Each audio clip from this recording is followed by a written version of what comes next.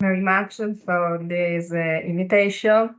I hope to contribute to this interesting debate regarding inclusion at the university. I introduce myself. I'm a professor of special pedagogy at the University of Trieste. I am collaborator of the Rector for the area of inclusion students with disabilities and learning difficulties. I would like to start with the title, A Process That Has Begun and Will Never End, because in my experience with research, teaching, and organizing services, I have learned that everyday life challenges us with respect to inclusion. So, we can begin by saying, as Bob and Dysco also argue, that inclusion should be considered as a process that has begun and will never end, that can always be improved.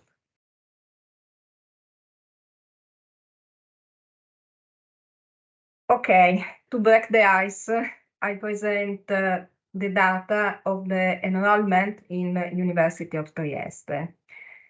In total, we have about 70,000 students, an increasing trend, and among them, about 500 have presented certification of disability or certification of learning disabilities.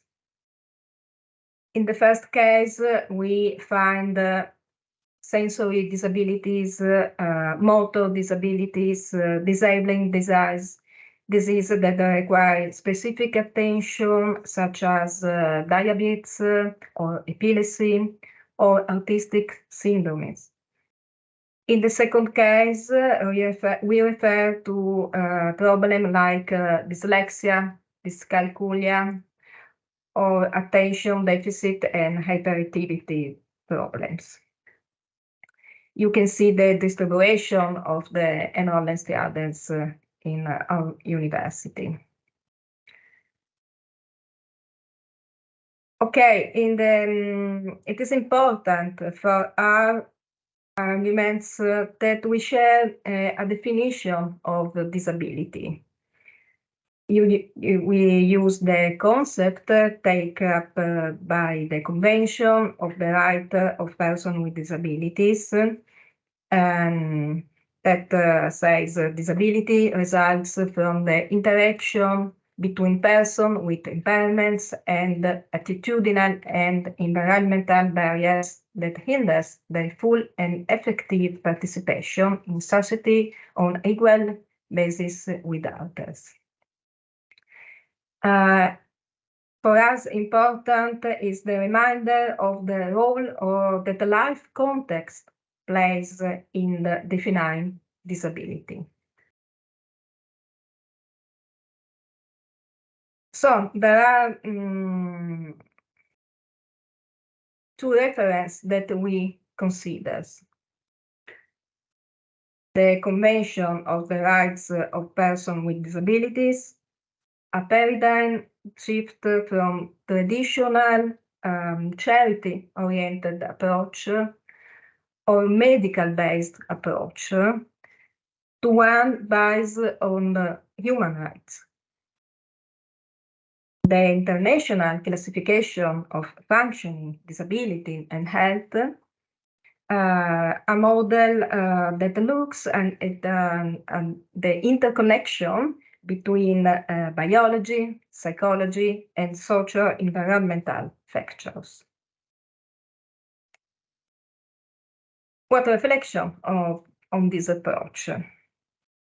We have a view of disability that is not about a separate condition, but brings it back to a natural part of human diversity. For this reason, people with disabilities don't claim special rights. They claim the same fundamental human rights as everyone else.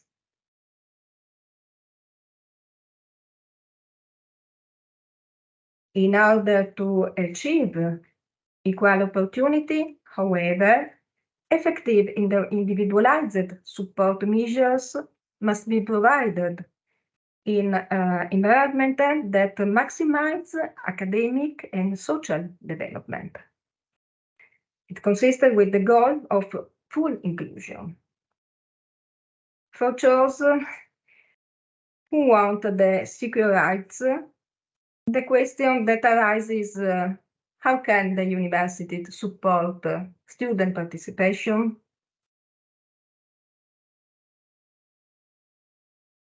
Okay, we can pinpoint two key dimensions to pay attention to: accessibility and participation. Accessibility. It's all about making something easily available for as many people as possible. It benefits everyone. It's about ability, not disability. The Convention clearly tells in Article 26, habilitation is capability, that is being able to perform and activity, starting from the person features. It is not about recovering lost and absent functionality, but about helping to develop and demonstrate one's abilities, consistent with the disability itself, through aids and supports. For example, a blind student studying languages will be able to demonstrate his ability to support a written translation, as long as she or he can use the appropriate tools for writing. For example, a PC with a braille bar. In this case, we need to take into account these accessibility fields.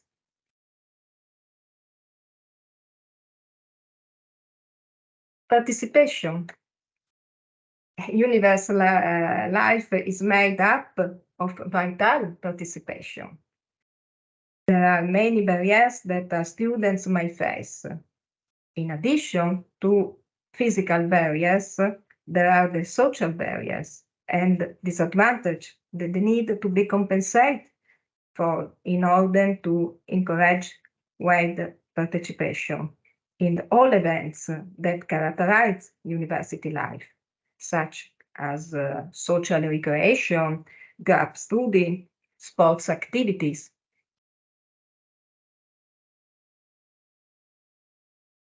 Okay, it's the reflection time. Principles are very important, but they mustn't remain words. They must become good practices. This is the real test for us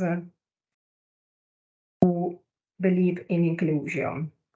And now I will now share with you a few dimensions that we are implementing in order to ensure the well-being of students with disabilities.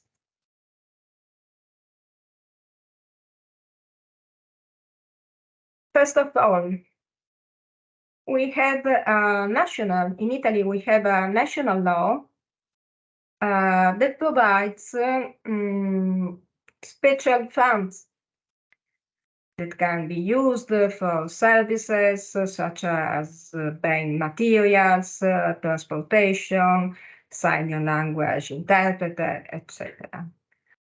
A delegate of the Rector for Disability. This is the staff member who starts to collaborate with the disability services, increasing awareness among faculty, promote disability culture in the university and in the local community. A dedicated service which has a task of information, giving materials, tools for studying and taking exams. In the year 2001, the National Conference of University Delegates of Disability was established, which coordinates at the national level. The conference has issued guidelines to adopt common practices in Italian university aimed at provide appropriate and homogeneous services as possible, identify good practices for reception and participation, promote the autonomy of the students with disabilities, ensure equal opportunities for training, study, and research, raising awareness of the academic community on issues on diversity, disability, and inclusion.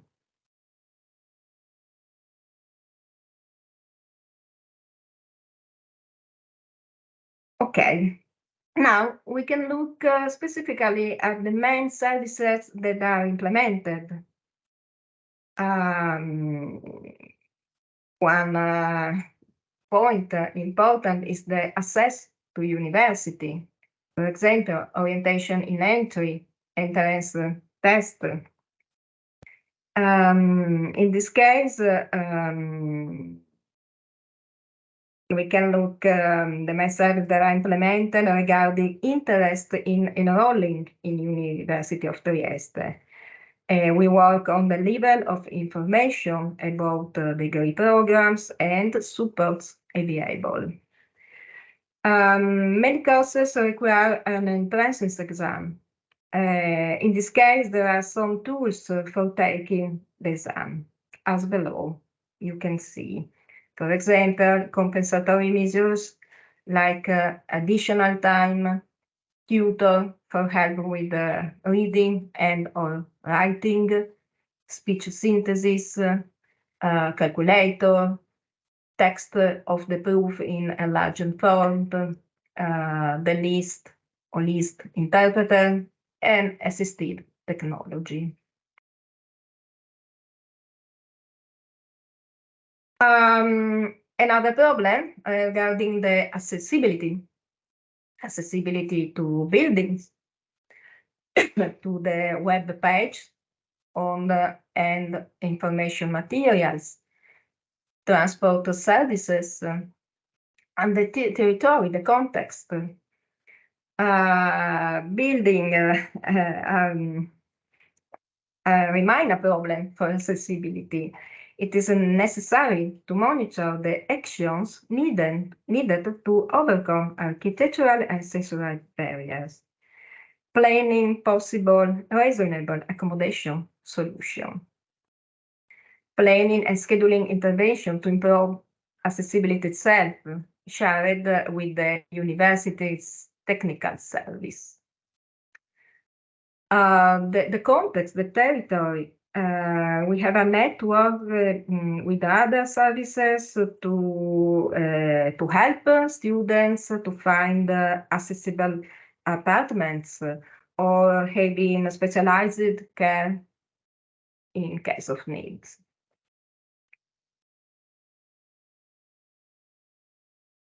The tutoring services.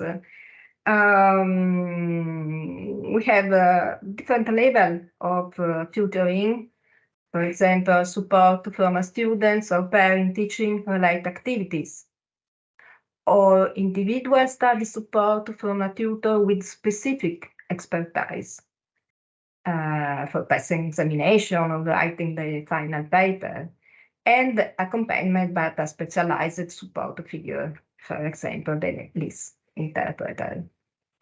And the peer tutor is highly successful because it fosters peer help, but also mutual familiarity and the possibility of creating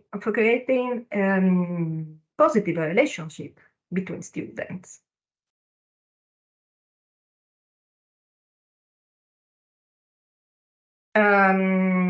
Now the supports teaching materials and technological aids that support students in daily activity related to teaching, and in assessing information.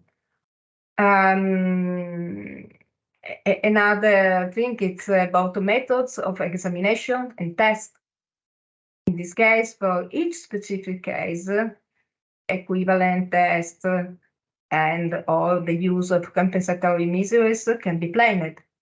For example, additional time, technical aids, splitting an examination into 2 or more sessions, access to extraordinary examination, use of concept maps, or using tutor with the function of reader or writer, etc.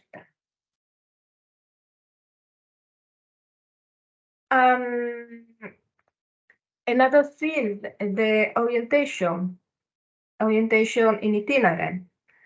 Orientation during the academic career can be developed both through action and at student context interaction and through the individual or group counseling.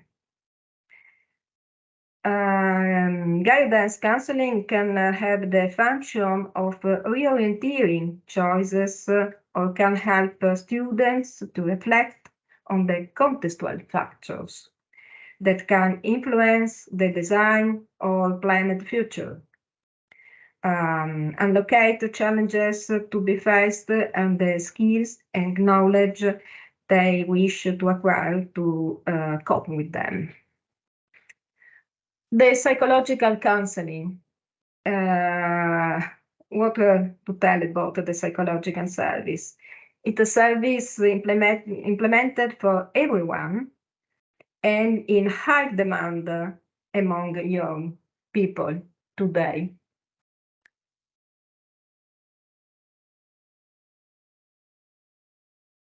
Okay, the service about support for national and international mobility. Although the participation of students with disabilities in mobility programs has increased in recent years, university should further promote it by improving the dissemination of information and offering specific support in organizing their stay abroad. In cooperation with the university office in charge of international mobility, the service assesses the student needs, facilitates contact with the host university, and, if necessary, produce for requiring additional funds.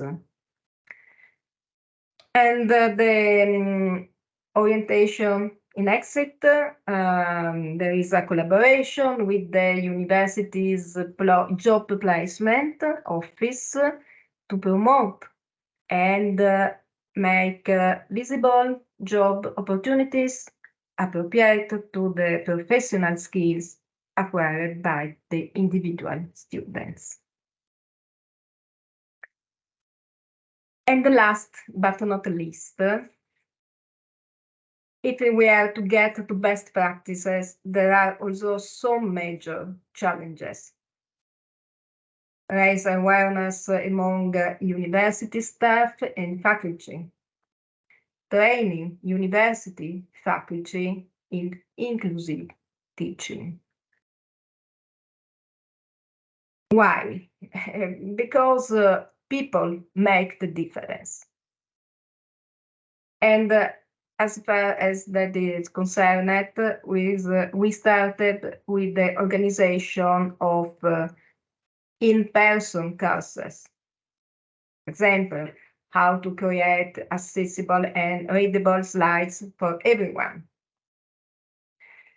Short video lectures dealing with specific topics. For example, the main needs of a blind student in the classroom. And seminars and conferences. For example, what is dyslexia and what are the main teaching needs for a student with dyslexia? Okay, I am at the end, and I thank you for the attention.